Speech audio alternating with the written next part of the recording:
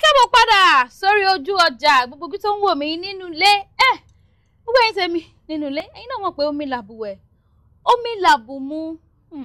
kò sí nǹkan tá a bá fẹ́ ṣe tá à ní fi tomi sí ẹ̀yin náà dẹ̀ mọ̀ pé kò sí èèyàn kankan tó máa ń bómi ṣọ̀tá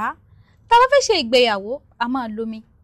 bá a bá bímọ tá a fẹ́ ṣèkómọ a máa lo bá a tẹ̀ tí ìṣèkómọ gan a máa lomi torí àwọn wa kéékèèké àwọn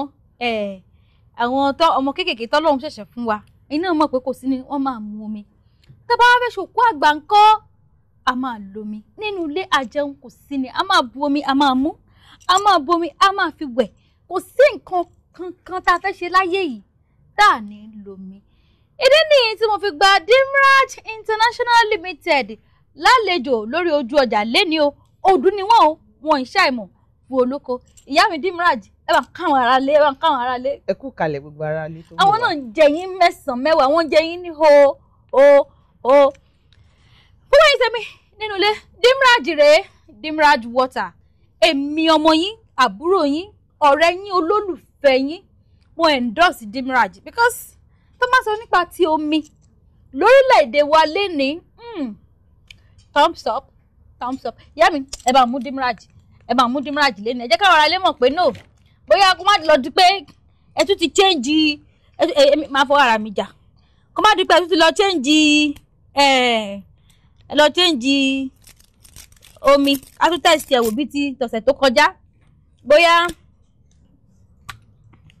ìyá mi fún àǹfààní àwọn tí wọ́n ń wò wá fún ìgbà àkọ́kọ́ ǹjẹ́ ó ní nǹkan kan tẹ́ ẹ lè sọ fún wa nípa Dimiraj Waters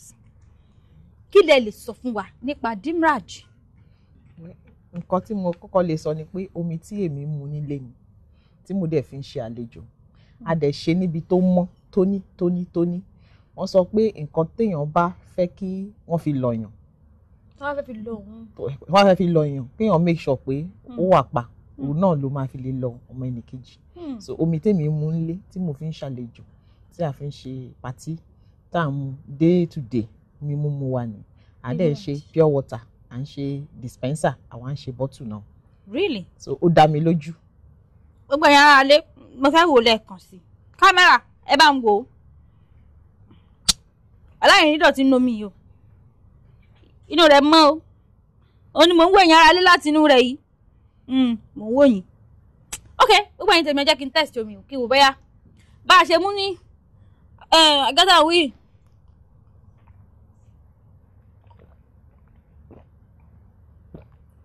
mo bá ti mú tán kẹ ṣọ́ọ̀fù ń gbẹ mí tẹ́lẹ̀ ni ok mo wá fẹ́ ṣe nǹkan kan ó kò dùn mí pé cup tí yín tóbi jù tèmi lọ ni àwọn àwọn ẹni tí ó kọ́kọ́ mú mi tiẹ̀ tán tí ẹ ti mú ti yín tán ó kù díẹ̀ ẹ mú tán àwọn ẹni tí ó kọ́kọ́ yín bù tèmi kún mi ní bù ti yín kún kó bá lè. bẹ́ẹ̀ ni kó bá dọ́gba. gbogbo ẹ̀yin ará lé ẹ rí báyìí gbogbo ẹ̀yin ará lé tó bá yẹ pé mi ni mo win ẹ sọ tó bá yẹ pé àwọn ló win ẹ máa sọ tí pépè mi ni mo win mo máa kó gbogbo mi pátápátá mo máa kó lọ lé mi wọ́n dẹ̀ kọ́ àwọn náà win a máa kó kọ́ wọn lọ ó yá set go.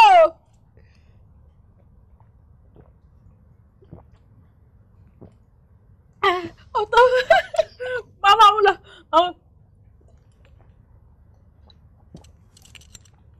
èmi ni mo win mo gbọ́ mi lálẹ́. mo mú mi ọkàn mi balẹ̀ ara dẹ̀ tù mí ó ń lọ síbi gbogbo tó yẹ kó lọ. ìyá mi kí ló mú Dimiraj yàtọ̀ láàrin gbogbo omi ní orílẹ̀-èdè àgbáláyé.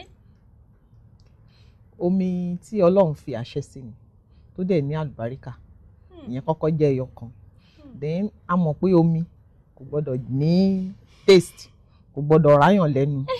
omi eléyìí ò ní taste kò dẹ̀ gbọ́dọ̀ rí bí ìgbà tí wọ́n búyọ sí téèyàn bá fẹ́ mu nǹkan tó dùn a mọ̀ pé ó mu nǹkan tó dùn so omi gbọ́dọ̀ rí bí omi ṣe rí which is odorless colourless tasteless ẹ foríjì mi pé mò ń sọ òyìnbó àmọ́ bí mo ṣe lè sọ tí mo mọ̀ pé ó yẹ kó yé gbogbo èèyàn so omi póríṣiríṣi omi míì wà tí ò ṣe mu omi yìí bó ṣe wà yìí àwọn kókó ó dáa fún wọn. bẹ́ẹ̀ni owó ẹ̀dẹ̀ ni kò wọ́n jù táṣẹ́rẹ́ náà dẹ̀ ni. ó lè ti gbọ́dọ̀ gbogbo ẹ̀yin olólùfẹ́ mi nínú ilé wọ́n ní Dimiraj Waters wọ́n ní ó wà colourless lóòótọ́ ni wọ́n ní ó wà tasteless yes wọ́n dẹ̀ ní ó wà odorless ọ̀pọ̀lọpọ̀ ní àwọn omi tẹ́ pé ẹ máa gbé símú tẹ́ bá ti ṣí báyìí òórùn ẹ̀ lásán gan-an ó ti di nǹkan wọ́n wá ní àwọn ọmọ ìkókó wọ́n lè mú kásòótọ́ lóòótọ́ ni àwọn ọmọ ìkókó wọ́n lè mú gbogbo àwọn ọmọ mi nínú ilé kí n má kàn ṣe pé mò ń ṣe ìpolówó ọjà fún wọn ní ìsinyìí o ṣùgbọ́n nínú ilé mi o Dimiraj náà ni gbogbo wa mọ̀ nítorí pé omi tí mo endorse ni omi tí ọkàn mi balẹ̀ lórí wọ́n dẹ̀ ní ó dẹ̀ pé ẹ máa ń supply party. bẹ́ẹ̀ni. ẹ̀ẹ́dẹ́nu ọjọ́ mẹ́ta yìí Mercy Aigbe tó ṣe album private screening movie wọn tuntun ó dà pé orí Dimiraj náà ń bẹ. bẹ́ẹ̀ni. kí ni ìdí tí Mercy Aigbe fi pe Dimiraj wá sí ibi tí wọ́n ti ń ṣe ayẹyẹ. wọ́n yẹ omi wa wò wọ́n dẹ̀ rí kó dáa ó dáa láti ṣàlejò so ó dẹ̀ dá wọn lójú mo dẹ̀ dúpẹ́ lọ́wọ́ ìfẹ́ tí wọ́n ní sí wa Ọlọ́run á nífẹ̀ẹ́ àwọn náà. ó lè ti gbọ́ ẹ̀yẹn gbogbo ẹ̀yin ojú tó ń wò mí nínú ilé wọ́n tẹ́ bá fẹ́ ṣe patí wọ́n tẹ́ bá fẹ́ ṣe ìnáwó kankan iṣẹ́ tó ń rán mi ni mo jẹ́ o ẹ má sọ pé ẹnu lára Olúbọ̀ dùn o iṣẹ́ tó ń rán mi tèmi gan náà tí mo endorse ẹ̀ tí mo test ẹ̀ tí mo rí pé ó dà bẹ́ẹ̀ nítorí wípé kí láǹfààní pé èèyàn fẹ́ mu omi tó mu omi tó yẹ pé kò ṣèyàn láǹfààní kí láǹfààní pé èèyàn fẹ́ gbé omi fún fẹ́ fi omi ṣàlejò tí àwọn tẹ́ gbómi fún gan sọ pé náà ẹ má wọrí mo wà okay so ẹ̀yin tèmi nínú ilé wọ́n ní owó táchẹ́rẹ́ so tí mo bá mú owó táchẹ́rẹ́ tí ò tó ra recharge card tí n bá mú dé iléeṣẹ́ yín mo máa gbé Dimiraj jáde. bẹ́ẹ̀ni. no ìyàwó ẹja sí báyìí for example tí mo fẹ́ ra páàkì kan ní ìsìn. bẹ́ẹ̀ni. tí mo dẹ̀ mú owó tí ò tó ra recharge card. bẹ́ẹ̀ni. tí mo mú dọ́dọ̀ yín. bẹ́ẹ̀ni. mo máa gbé páàkì Dimiraj jáde. bẹ́ẹ̀ni. tí ò bá tiẹ̀ ká park à ń ṣe sachet water. ìyẹn náà wà a dẹ̀ tún ní 19 litre jar. tó dẹ̀ máa jẹ́ the same thing. bẹ́ẹ̀ni bẹ́ẹ̀ni tí ó sì yàtọ̀. ire máa wọlé dé gbogbo ẹ̀yin tèmi nínú ilé ire wọlé dé pé ilé àtolú ẹ̀ máa ṣe kínní ire wọlé ok èmi ní ike dispenser ńkọ́. ó wà à ń ṣe yẹn náà. ok ẹ jọ̀ọ́ ẹ má bínú Dimiraj máa supply mi ní 10. kò sí wàhálà. ní ọ̀la. kò sí wàhálà. ẹ máa wá o. bẹ́ẹ̀ni. mo fẹ́ 10 nínú ilé mi kí n mọ̀ pé yes ó wà ń bẹ no now tí mo bá wá gbé Dimiraj 10 sínú ilé bó ṣe ń tán báyìí ni mò ń mú kan bó ṣe ń tán ni mò ń gbé kan bó ṣe ń tán tó jẹ́ dispenser tí kò wá ní ìsinlẹ̀ débi tó yẹ pé ó máa ní kíní tá à ń wí nísàlẹ̀ ọdún ilé tí mo rà lọ́wọ́ yín ní kò rí bẹ́ẹ̀ dó ṣùgbọ́n tó bá lọ pẹ́ jù yẹn lọ ń kọ́. kò sí wàhálà òfin sọ pé tó bá jẹ́ omi tó wà nínú ọ̀rá tó ń pè ní pure water oṣù 2 ni NAFDAC sọ pé ó gbọ́dọ̀ lò nílé tó bá ti pé oṣù 2 kéèyàn fọ kò ṣeé mu mọ́ but tó bá jẹ́ bottle water àbí dispenser ó yẹ kó lè lo ọdún kan gbáko. ọdún kan. bẹ́ẹ̀ ni tí ò ní sí wàhálà nǹkan tí òfin sọ nìyẹn so a dẹ̀ ní NAFDAC number. a pass náà náà fi fún wa ní àṣẹ. bẹ́ẹ̀ ni tí NAFDAC tiẹ̀ ṣì tó fi lè fi òǹtẹ̀ lù ú gbogbo ẹ̀yin ará lé NAFDAC number wọn lélẹ́yìí lóòótọ́ ni o NAFDAC wà ń bẹ̀ B1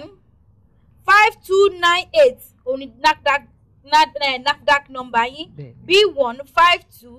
5298 ní NAFDAC number Dimiraj Water bó tí mo bá fẹ́ jẹ́ alágbàtà ńkọ́ bóyá mo wò pé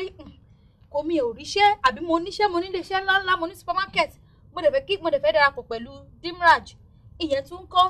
àyè wà dáadáa fún distributor káàkiri ẹ kàn pé nọ́mbà tí a máa fún yín lénìí ẹ bá ti pè wá a sọ bó ṣe yẹ ká ṣe so à ń wá àwọn tó máa bá wa máa tajà àwọn alágbàtà wa. ìyá wa tí mo bá wá fẹ́ jẹ́ alágbàtà tí owó mi ò tí ì gọbọn tí ò ń kọ́. a bẹ̀rẹ̀ láti oríṣiríṣi tẹ bá pè wá tẹ bá sọ nǹkan tágbára yín gbé a máa sọ bá ṣe lè ṣe kò sí kọ́sítọ́mà tó kéré jù kò dẹ̀ sí kọ́sítọ́mà tó tóbi jù ibì kan náà ni gbogbo èèyàn ti máa ti bẹ̀rẹ̀. ok so ẹni agbára tí mo bá ní tí wọ́n fẹ́ fi jẹ́ distributor ní iléeṣẹ́ yín mo lè jẹ́ distributor tí ó dẹ̀ ní pa mí lára tí ó dẹ̀ ní pa iléeṣẹ́ yín náà lára ẹ mà ṣe mo dúpẹ́ èwo ni pé káwọn àánú ilé ká sọ pé kò sí iṣẹ́ leléyìí iṣẹ́ rèé ọmọ iṣẹ́ dé ọmọ aláṣẹ jẹ òwò dé ọmọ aláṣẹ là gbogbo àwọn àtàwọn àánú ilé tí wọ́n sọ pé kò sí iṣẹ́ Dimiraj leléyìí ìbá tẹ̀lé decide láti source for party gan kẹ wá rà lọ́wọ́ Dimiraj àbí bẹ́ẹ̀ni I source for party kẹ wá rà lọ́wọ́ Dimiraj máa fún yín ní wholesale price ẹ̀yin náà dé ti lọ tà fáwọn oní party ní price tó bá ti wù yín tẹ́ bá ti lè ṣe bẹ́ẹ̀ ìyẹn náà gbọ́ sí gbogbo ọ̀nà ní kéèyàn ti máa ṣe kíni kéèyàn ti máa wá owó wọlé nítorí pé ọdún ti dé ọdún yìí á dẹ̀ bá gbogbo wa lára mi yá mi bá mú Dimiraj kan sí Ọlọ́run nígbà tí ń jẹ́ ìmọ̀ bẹ́ẹ̀ omi gbówó àgbòdọ́lẹ̀sì lóòótọ́ ẹ ṣeun mo dúpẹ́ èmi fẹ́ràn láti máa mu omi níjẹ́ ìṣe túmọ̀ wípé tó pé téèyàn bá jí láàárọ̀ kùtùkùtù the first thing tó yẹ kéèyàn mu òun ni omi the first tó yẹ kéèyàn kọ́kọ́ mu òun ni omi so téèyàn bá ní irú Dimiraj sínú lẹ́nìsí mélòó lọ́wọ́ ń bẹ̀ 1 2 3 méjìlá that's for 12 days kẹjí láàárọ̀ kí lè tún wà lẹ́gbẹ̀ẹ́ yín ẹ wá ti ní bẹ́ẹ̀ good morning darling àbí good morning mommy dákun sí omi rẹ báyìí bí mo ṣe ń sí náà ni o ó ṣì báyìí ó bù sínú kọ́ọ̀pù báyìí mo láì kó mi ẹ má bínú ọ̀pọ̀lọpọ̀ máa ń bí pé kí làṣí ẹwà mi omi ni Dimiraj water. ẹ̀yin náà mọ̀ kó tó di wípé Dimiraj lè wá sórí Orísun tí Orísun tẹlifíṣọ̀n tá a dẹ̀ gba Dimiraj lálejò ó yẹ kẹ́ ẹ mọ̀ wípé omi tó ṣe é mu ni omi táwa náà fọwọ́ sí ọ̀gá mi gan Dimiraj náà mu nílé iṣẹ́ wọn Dimiraj ní nínú ilé wọn Dimiraj ní gbogbo wa Dimiraj ẹ̀yin náà ẹ di Dimiraj náà nìyẹn kájọ máa ṣe kíni ká máa Dimiraj káàkiri gbogbo ẹ̀yin tẹ̀mí nínú ilé wọn ní nọ́mbà tẹ́ máa pe Dimiraj water sí rèé o orílẹ̀-èdè wọn wà ní kìlómítà 30 Lekki Ẹ̀pẹ́ expressway Oko Àdó Ajah Lagos kí n sọ lẹ́ẹ̀kan sí o nítorí ẹ̀yin tẹ́ fẹ́ ṣe ayẹyẹ tẹ́ẹ̀dẹ̀ fẹ́ kí wọ́n wá ràn yín lọ́wọ́ kán bá yín komi wá ó lè dàpẹ́ sọ pé ní chillers náà bẹ́ẹ̀ni tẹ́pẹ́ máa ń fi rent náà fáwọn èèyàn bẹ́ẹ̀ni ẹ ti bá wọn lóòdù omi yẹn sínú ẹ̀ bẹ́ẹ̀ni kò dẹ̀ ní dín kò ní dín omi ní kíkà tó bá ti wà nùgò bẹ́ẹ̀ni ẹ kó síbẹ̀ bẹ́ẹ̀ni ẹ dẹ̀ fi chiller sí bẹ́ẹ̀ni á dẹ̀ tutù bẹ́ẹ̀ni ẹ dẹ̀ gbé wá sí location tán ti fẹ́ bẹ́ẹ̀ni ẹ dẹ̀ máa supply àwọn èèyàn tó bá ẹ ṣe tí máa ń fún wọn ní servers náà tó lè bá wọn serve omi yẹn. a ṣe yẹn torí gbogbo iṣẹ́ kọ́ ni èèyàn lè mọ̀ tán so kó má di pé èèyàn tún mú èyí tí ò ní lè ṣe dáadáa. ok ẹ kọ́ gbé débẹ̀ ẹ dẹ̀ fún wọn kọ́kọ́rọ́. bẹ́ẹ̀ni. aṣojú iléeṣẹ́ yín á dúró tì wọ́n. bẹ́ẹ̀ni. ní ẹ má dẹ̀ tún dáa kẹ́. bẹ́ẹ̀ni. gbogbo ẹ̀yin tẹ́ fẹ́ ṣe ìnáwó ìgbéyàwó tẹ́ fẹ́ ṣe kómọ tẹ́ fẹ́ ṣe òkú àgbà ó tàn òun náà rè ìrọ̀rùn ló bá dé ní Dimiraj International Dimiraj Waters ìrọ̀rùn ló bá dé èyí ṣáà ti pè wọ́n bẹ́ẹ̀ bá ti pè wọ́n ẹ wá o Dimiraj o a nídìí omi 50 o a nídìí omi 200 ní pátí wá o tó ẹ bá máa fi ṣílà sí o wọ́n ní ẹ pè ẹ kọ́kọ́ búkú fùṣílà o torí àwọn èèyàn tó dúró ẹ wá pè Dimiraj sí 080 63 33 27 27 080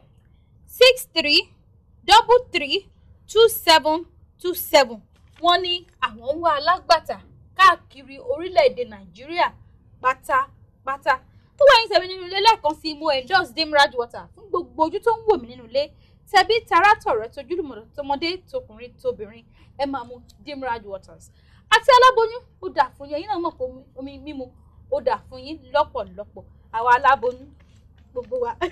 gbogbo obìnrin pátápátá aláboyún gbogbo wa pátápátá ní abiyamọ. ìyá mi olóríire mo lérò pé tí mo bá tún pe Dimiraj waters lọ́jọ́ míì wọ́n á jẹ́ wa lórí Orísun torí mi ti fẹ́ràn láti máa rí yín torí ọgọ́ta ẹ bá wà kò sí ni máa gbómi lọlé máa gbómi lọlé gbogbo yín tẹ̀mí nínú lẹ́mọ̀ ní àlejò kejì ní iléeṣẹ́ wa lénìí lórí Ojú Ọjà kí n tó wá fi wọ́n hàn yín títí ká lọ sílẹ̀ agbára Dimiraj ẹ ṣé mo dúpẹ́ tẹ́ wá sórí ètò lénìí o Ọlọ́run á máa fún yín ṣe. àmín. gbogbo yín tẹ̀mí nínú ilé Dimiraj waters nọ́mbà wọn lẹ́ẹ̀kan sí 006 33 32 727 tẹ́ bá ti pè wọ́n tí ò bá ti wọlé ẹ pè mí tẹ́ bá send owó sí account wọn tó bá supply omi ẹ pè mí tẹ́ bá pè wọ́n tí nọ́mbà wọn ò bá lọ ẹ̀yin ẹ pè mí ẹ wo Dimiraj àjọ ní ilé iṣẹ́ yẹn ni ẹ jẹ́ lọ sí ní agbára tí mo fi tó wọ̀ mí nínú ilé tí mo bá padà dé àtẹ̀mí àti àlejò mi kejì lájọ máa wọlé dé.